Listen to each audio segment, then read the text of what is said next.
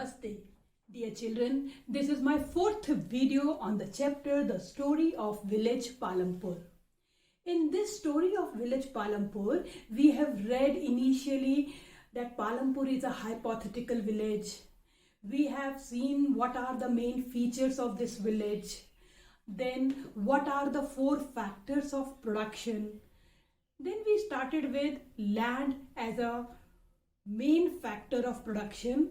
We have read till here that will the land sustain, and I have left my video on a question to you all that how the land will sustain. If we continue using land with excessive chemical fertilizers, excessive use of underground water, then it will have very bad impact on the land and underground water. So it means land will not sustain if we continuously use land with excessive chemical fertilizers, pesticides, over irrigation, etc. Till here we have read. Now the next topic in your book is how is land distributed between the farmers of Palampur. When I say Palampur, it means we are going to study this problem from the perspective of Palampur. Land कैसे divided है among the farmers in Palampur. Actually, whatever you will see in the story of Palampur, how land is distributed, same problem we see in our country also. We will see that land in Palampur is very unevenly distributed. How the land is distributed? You can see in this picture that there are only 9 plots which are of bigger size. And see how many small pieces of land. And these pieces of land gets further divided due to right of inheritance in India. Due to right of inheritance, these big plots which were once 2-3 generations back, they were a big plot. Now they were divided, further they are divided, further they are divided. And when the land size becomes small, it becomes uneconomical. Land becomes smaller in size and it becomes uneconomical because now it will not produce enough amount of crops for the survival of the family also. So land is very unevenly distributed.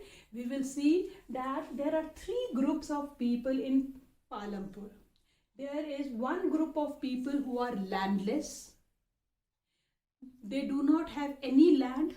They work in the farms of large farmers as farm laborers. Then second category we have small farmers. Small farmers, those who have land less than 2 hectares. Then we have a category of large and medium farmers who have land more than 2 hectares. So like this land is very unevenly distributed. If we will see in this picture, that this picture is very important. इसको ऐसे ही मत देखिए कि क्या checks बने हुए हैं. आप देखिए कि ये लैंड पहले कॉर्नर वाली एक पूरी लैंड होगी. Further division of land due to right of inheritance resulted in smaller pieces of land and they become actually uneconomical. In NCERT book, there is one story of Govind. Govind is a farmer who has 2.25 hectares of land. They have one buffalo also, and with this much of land and one buffalo, they were able to live a okay types life. Okay, they were able to meet their needs.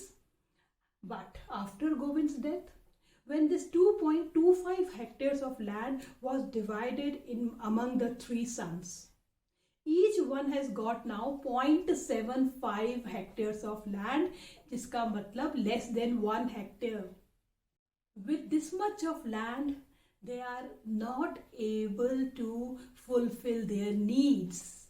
Now the production is reduced. They have to look for some other work besides farming. Okay, beta. We have seen that how land is very unevenly distributed in Palampur. Now let's see how is this distribution in other parts of the country or in other villages of the country. These are the two pie diagrams which are issued by Ministry of Agriculture. Let's see what does these two diagrams say about the distribution of farmers and cultivated area. Number of farmers. We have 15% of large farmers, large or medium farmers also we can say. So blue dots are for large farmers and green is for small farmers. So what we see here, that 15% of large farmers are cultivating 55.5% of land. 15% of farmers are cultivating 55% of land in the other parts of the country also. And 85% of small farmers, green color is for small farmers, 85% of small farmers, they are cultivating 46.4% of land. It means यहाँ पर केवल 15% 55 more than 50% of land in 15% लोगों के पास है और 46.4% जो land है वो 85% स्मॉल फार्मर्स के पास है. So we can see this is a similar pattern we can see in other parts of the country also. The pattern which we saw in Palampur, that land is very unevenly distributed. The similar pattern we can see here also. There is no difference. It means we can come to a conclusion that overall in India, land is very unevenly distributed. Okay, so we have seen land is so unevenly distributed. So here we finish our first factor of production, land, which is very important, and we have read about its different features. Okay, so here land is completed. The next factor, which is very important and equally important, who will work on the land? Labor. Who will provide the labor? The second factor is labor. Labor unlike land.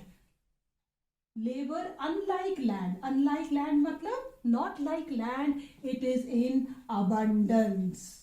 What we have written for labor earlier, what we have written for land, land is fixed. Land is fixed asset.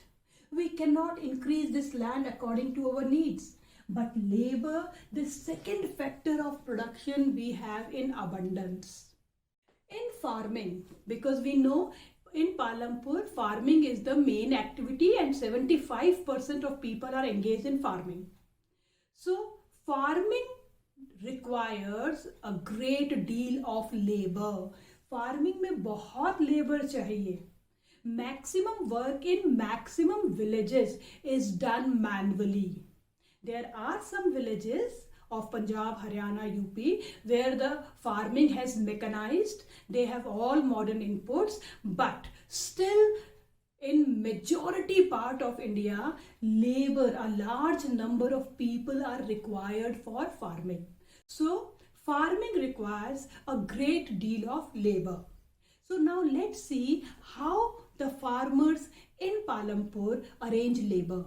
So we have seen in Palampur there are two categories of farmers, small farmers and large and medium farmers. Small farmers, they themselves work as laborers. They don't hire any labor. So we can write here that small farmers के लिए, who are the laborers? They themselves work as laborers. Themselves का मतलब तो आप जानते ही हैं. They don't hire any labor. And large farmers. Now they hire laborers. इनके यहाँ पर कौन काम कर रहा है?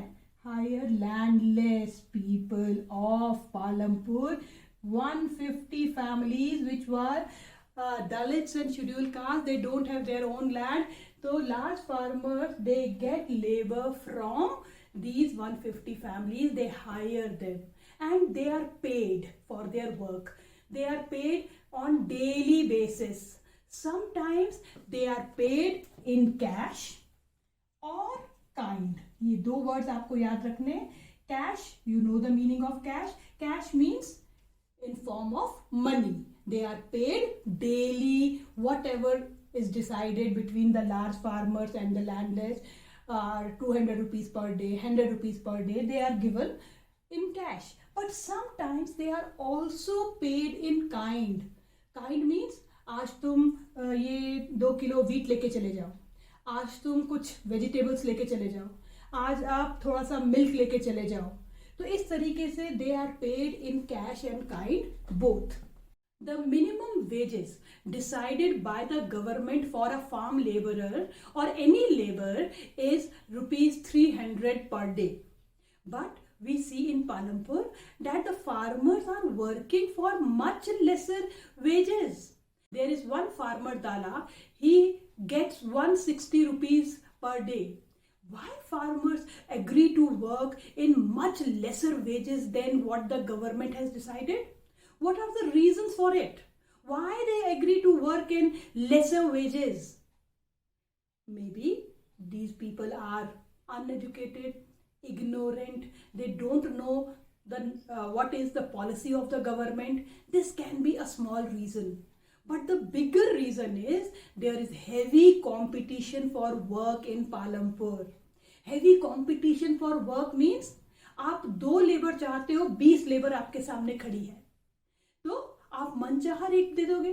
भाई जिसको आना है 150 160 में आ जाओ, नहीं तो तुम सब जाओ. So the people think something is better than nothing. So they agree to work in lesser wages because there is too much competition for work in Palampur, and same goes for the other villages in the country also and other work also. People agree to work in lesser wages. Okay, there is a small story, or I should not say a story, a conversation between 2 landless farmers. One is Dala and one is Ramkali. Both are discussing about their problems, and it seems that both have same problems. They both are discussing that now they have lesser number of days of work in Palampur. Ramkali says that last year she worked only for 5 months. So Dala says, yes, now all the big farmers have bought big machines. For plowing they have tractors, for harvesting they have harvesters, for threshing they have threshers. So now we don't have more work in villages. So Ramkali says that I will look for work in some other small manufacturing unit in Raiganj or Shahpur. Dala also says that he is under heavy debt. I have taken a loan of 1000 rupees. I am unable to repay the loan, and today my loan is rupees 2000 interest. And it is very difficult for me to repay the loan because I am not able to get 2 square meals. 2 समय खाने के लिए मेरे पास पैसे नहीं है, मैं इतना बड़ा लोन कैसे लूंगी? Sorry. 2 समय खाने के लिए मेरे पास पैसे नहीं है, तो मैं इतना लोन कहाँ से दूंगा? Ramkali also says, I also have the same problem. I also have not repaid my previous loan, and now no money lender is giving me loan. So this is a very pitiable condition of farmers, particularly landless farmers in India, that from where they will get the loan, and when they get loan at very high rate of interest, it becomes very difficult for them to repay the loan. Okay, now comes large farmers. Large farmers, they are very comfortable, they have money, they they hire these people and those who work in their fields. So like this we have seen how the labor is arranged by the small farmers and large farmers in Palampur. There is one extract given in the NCERT book that there are two villages in North Bihar, Gosaipur and Majoli. Main activity is farming. But similar problem which Dala and Ramkali had, they don't have enough work in farming. So many of the people, many of the farmers, they shift from or they migrate from these villages to big cities. Many big cities they migrate and there they become daily laborers, daily wages laborers. Can you think what type of work they must be doing? They are not educated, they are not very skilled. They work in construction sites, they work in some restaurants for cleanliness because there is not enough work in the villages. That is why in large number people migrate to these big cities. And urbanization, which results in many problems which we will not discuss here, but migration is also a big problem. Many villagers migrating from villages to cities. This is a very big problem for the government also. Okay, with this problem, again I am leaving a question on you. How we can stop this migration from villages, from rural to urban areas. Okay, think, discuss, debate among yourselves and come up with some brilliant idea. So by then, thank you so much. Have a wonderful day.